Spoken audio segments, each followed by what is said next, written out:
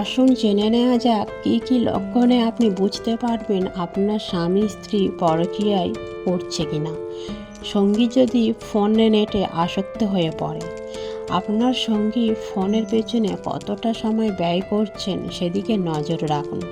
একসাথে বসে থেকে বা ঘুরতে গেলে যদি তিনি ফোন নিয়েই ব্যস্ত থাকেন, মেসেজ বা ইন্টারনেট ব্রাউজিং করেন, তাহলে তা নিশ্চয়তভাবে অন্য একটি সম্পর্কের ইঙ্গিত।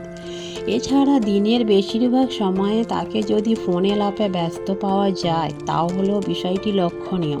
তবে এমন প্রশ্ন আসতে পারে যে কাজের প্রয়োজনে মানুষ কোনো ফোন বেশি ব্যবহার করতেই পারেন, তাতে সমস্যা।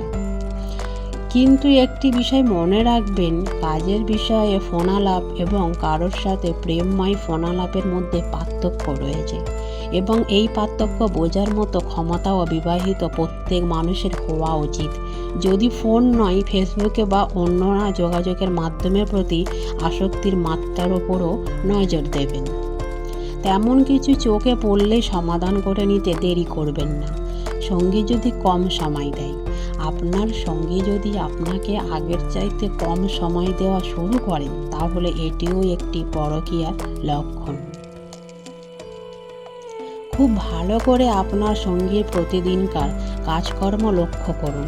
যদি বুঝতে পারেন যে আগের চাইতে কম সময় পাচ্ছেন, তাহলে বোঝার চেষ্টা করুন সেই বাড়তি সময়টা তিনি কিভাবে ব্যয় করছেন। আপনি তাকে সময় দেওয়ার কথা বলে দেখুন, তাকে নিয়ে ঘুরতে যাওয়ার আমন্ত্রণ জানান, একসাথে বসে টিভি দেখার কথা বলুন। তিনি যদি আপনাকে অজুহাত দেখিয়ে না বলেন, তাহলে জানার চেষ্টা করুন অজুহাতটি মিথ্যা না সত্যি। সঙ্গী যদি পরিবার ও আপনার কাছ থেকে নিজেকে গুটিয়ে নিতে শুরু করে, তাহলে ধরে নিতে পারেন তিনি পরকীয়ায় লিপ্ত। আপনার উচিত হবে প্রথম থেকে নিয়ন্ত্রণে রাখা। দুজনের একসঙ্গে সময় কাটানোটা একটু ভালো করে ভেবে দেখুন তো, কাজের চাপে সময় কাটানো হয়ে ওঠে না, নাকি এর পেছনে অন্য কোনো কারণ আছে। খুঁজে বের করার চেষ্টা করুন আসল সত্যটা কী। কারণ সঙ্গী পরকীয়ায় লিপ্ত হলে আপনাকে দেওয়া সময়ের পরিমাণ ধীরে ধীরে কমে আসবে, আর এটাই স্বাভাবিক।